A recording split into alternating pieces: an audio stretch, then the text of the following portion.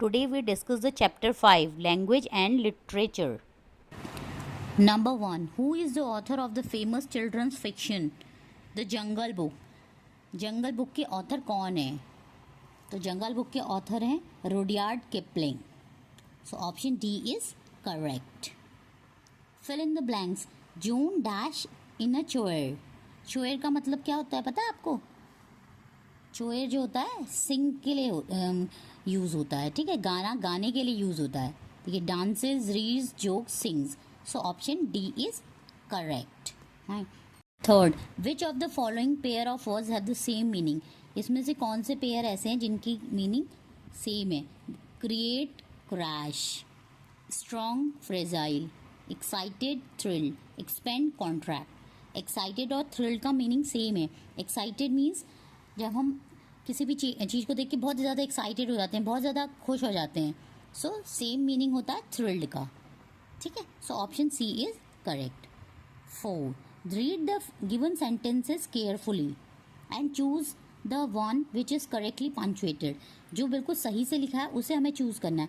रायमा, देखिए exclamatory sign है तो उसको कैसे बोलेंगे? Raima you need to attend the workshop. Second है Raima you need to attend the workshop.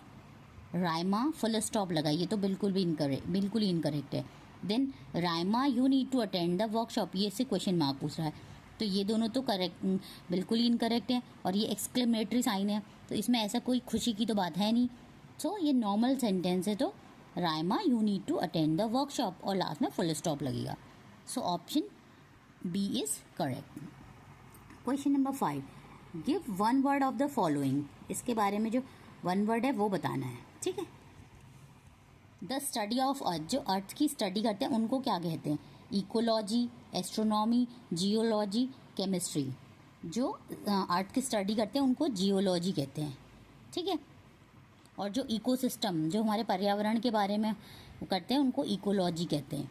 Astronomy जो एस्ट्रोनॉट सुने हैं ना, जो स्टार्स वगैरह की स्टडी करते हैं उनको एस्ट्रोनॉमी कहते हैं. और केमिस्ट जो केमिकल जैसे जो भी हमारे कंपाउंड मेडिसिन वगैरह बनी होती है ये कंपाउंड से मिलके बनी होती है ना, जो इनकी स्टडी करते हैं उनको उसको केमिस्ट्री कहते हैं.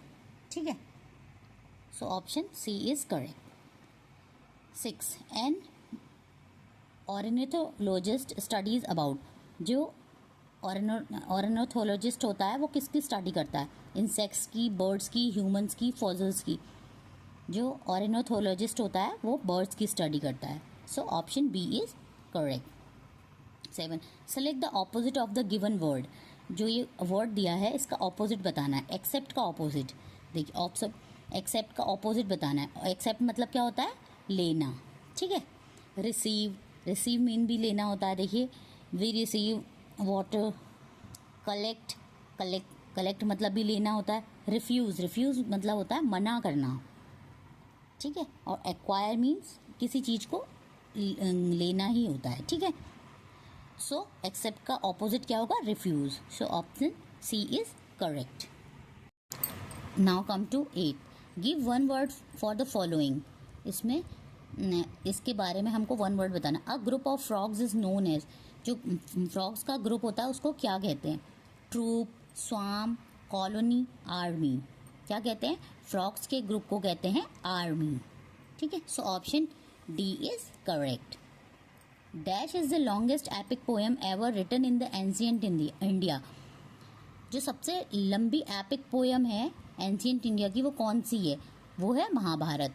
ये तो सबको पता ही होगा कि सबसे लॉन्गेस्ट एपिक पोएम जो एंशियंट इंडिया की है वो महाभारत है. So option A is correct. Now directions. Read the poem and answer the question 10, 11 and 12. 10, 11 and 12 का हमें आंसर करना है इस पोएम को रीड करके. ठीक है, सो पोएम क्या है? Grandmother often said blessed is the house upon whose walls the shade of an old tree softly falls. We had no tree near our cottage so I planted one last spring. It's 6 months old now and growing fast. In 6 years time there will be a blessing. ये किसने लिखी है? लिखी है Ruskin Bond ने. अब हमने जो पोएम रीड करी है अब हमें इससे रिलेटेड इसने नीचे क्वेश्चन पूछे हैं 10, 11, 12 में, वो हमें आंसर करने हैं, ठीक है। So what did grandmother often says, तो ग्रैंड मदर ऑफन क्या कहती थी? Believe in God, blessed is the house, Om Ram. Grandmother often says blessed is the house upon whose walls, वो क्या कहती थी? Blessed is the house. So option B is correct. Now come to 11. When did the poet plant one tree? Last spring, last winter, last summer, last rainy day. जो poet ने tree लगाया था वो कब लगाया था? तो देखिए, पढ़िए।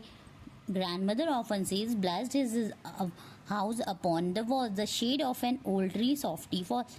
We had no tree near our cottage, so I planted one last spring. कब लगाया उसने? Last spring. So option A is correct. Now come to question number 12. What is the age of the tree now? अब tree की as कितनी हो गई है? देखिए, so I planted one last spring. It's 6 months old now. So what is the age of the tree? Tree की कितनी as हो गई है? 6 months old. So C, option C is correct. Now come to question number 13. Which famous collection of stories written by Vishnu Sharma has animal character in it? ऐसा कौन सा famous collection है stories का जो कि विष्णु शर्मा ने लिखा है, जिसमें कैरेक्टर्स जो हैं एनिमल्स हैं? जटाका टेल्स, पंचतंत्र, रामायण, महाभारत। तो क्या है? वो है पंचतंत्र। इसमें जो कैरेक्टर्स हैं वो एनिमल्स हैं। So option B is correct. Now come to question number 14. Who created the character Peter Pan, the boy who never grows up? Beatrix Potter, Enid Blyton, J.M. Barrie, Maurice Sendak. तो किसने create किया है character Peter Pan? J.M. Barrie. So option C is correct. Now come to question number 15. How many books are there in Harry Potter series? ये तो सबको पता होगा जिसने पढ़ी होंगी हैरी पॉटर। हैरी पॉटर की सीरीज में 7 बुक्स हैं। कितनी बुक्स हैं? 7। सो option D is correct. Which collection of stories about Buddha and his previous lives teaches us about how to be a good human being? तो जो बुद्धा की stories का collection है जो हमें बताता है कि हमें अच्छा ह्यूमन बीइंग कैसे बनना है, तो वो किस में है? जटाका टेल्स में है, ठीक है। So option A is correct. Question number 17. In Ramayana which mighty bird tried to stop Ravana from taking Sita away in the Pushpak Vimana? किसने हेल्प की थी? किसने कौन सीता माता को बचाना चाह रहा था? आपने अगर देखी होगी रामायण तो आपको पता होगा। आप कोरोना के टाइम पे भी आई थी ना रामायण, तो आपने उसमें देखा होगा। तो ये कौन है? जटायु, ठीक है, Jatayu. So option B is correct. Come to question number 18. इसका डायरेक्शन ऊपर दिया. Mark the word with the correct spelling for the question 18 and 19. 18 और 19 के लिए करेक्ट स्पेलिंग हमको देखनी है. देखिए, सर्वेंट लिखा है, सर्वेंट सर्वेंट सब सर्वेंट लिखे हैं, लेकिन हमको सही स्पेलिंग पता होनी. तो सर्वेंट की करेक्ट स्पेलिंग होती है SERVANT, ठीक है। सर्वेंट की स्पेलिंग होती है SERVANT. So option C is correct. Now committee. Committee की स्पेलिंग देखिए, सब कमेटी की स्पेलिंग है, लेकिन हमें करेक्ट वन देखनी होती. तो आप इसमें ध्यान रखिएगा, COMMITTEE. 2 M आएंगे, 2 T आएंगे, 2 E आएंगे, ठीक है, committee. Now come to question number 20. Enormous means the same thing as. Enormous का मतलब क्या होता है? एनॉर्मस का मतलब होता है बड़ा. देखिए, स्केयरी नहीं होता, हैप्पी नहीं होता, टेरिबल नहीं होता, लार्ज होता है, ठीक है। So large means enormous. जो बहुत बड़ा होता है उसको हम एनॉर्मस भी कह सकते हैं, ठीक है. Now to come to question number 21. Fill in the blanks with the correct pair of words. I dash more than an dash on the horse. देखिए, अब इसमें हमें करेक्ट पेयर बताना है कि मीन्स फर्स्ट में जो है फर्स्ट वाला आएगा, सेकंड में second. I rode more than an hour on the horse. देखिए, तो बिल्कुल incorrect statement. Rode means rode होता है आई, और I rode more than an मतलब मैंने चलाए हैं. राइड रोड होता है, ठीक है. तो वो ये रोड नहीं होता, वो RODE होता है, ठीक है. तो ये इनकरेक्ट है, ये भी इनकरेक्ट. अब इन दोनों में से हमें देखना है. देखिए, I rode more than an hour on the horse, या तो ये होगा या दूसरा. देखिए, I rode more than an hour on the horse, ये तो कोई सेंटेंस ही नहीं है. I rode more than an hour on the horse. मैंने 1 घंटे से ज़्यादा हॉर्स की राइड की. So option C is correct. Now come to question number 22. An agnostic person is. जो एग्नोस्टिक होता है वो कौन होता है?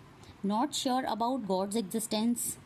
जो ये नहीं, मतलब गॉड के एग्जिस्टेंस को के बारे में श्योर नहीं होता कि वो है या नहीं है. क्रिटिकली जजेस एवरीथिंग. जो सबके बारे में जज करता है. Always truthful. जो हमेशा ट्रूथ बोलता है. Very attentive and concern about details. जो बहुत अटेंटिव होता है और डिटेल्स के बारे में कंसर्न होता है. तो इसमें क्या होता है? एग्नोस्टिक वो होता है जो not sure about God existence. जो मतलब श्योर नहीं होता कि भगवान है या नहीं है. और देखिए, जो गॉड को मानता है वो होते हैं थीस्ट. जो गॉड को मानते हैं वो होते हैं थीस्ट, और जो गॉड को नहीं मानते वो होते हैं एथीस्ट. और जो श्योर नहीं होते गॉड के एग्जिस्टेंस के बारे में वो होते हैं एग्नोस्टिक. ठीक है, इसके बारे में मैंने एक शॉर्ट्स भी बनाया है, आप चेक कर लीजिएगा. ठीक है. Now come to 23. Which of the following books is not written by the Ruskin Bond. इसमें से कौन सी बुक जो है रस्किन बॉन्ड ने नहीं लिखी है? The blue umbrella, Rusty the boy from the hills, the room on the roof, James and the giant peach. Ruskin Bond ने James and the giant peach नहीं लिखी है. ठीक है. आप ये भी मैंने एक शॉर्ट बना रखा है कि books written by the Ruskin Bond, तो आप उसको भी चेक कर सकते हैं. ठीक है. Now come to question number 24. Match the following and select the correct option. इसमें करेक्ट ऑप्शन सेलेक्ट करना है. देखिए, गुलिवर's ट्रैवल ये किसने लिखी है? ये लिखी है जोनाथन स्विफ्ट ने. ठीक है. The adventures of the Tom Sawyer ये किसने लिखी है? मार्क ट्वेन ने. रॉबिन्सन क्रूज किसने लिखी है? डेनियल डॉफे ने. ऑलिव ट्विस्ट किसने लिखी है? चार्ल्स डिकन्स ने. सो पीका three. So option B is correct. ठीक है. Now come to question number 25. Select the odd one out. हम इसमें से ऑड को गैगल, टावर, मॉब, टाइगर. तो देखिए, गैगल, टावर, मॉब, टाइगर ये सब इंसानों की वो हैं. ठीक है. और टाइगर जो एक अकेला है वो एनिमल है.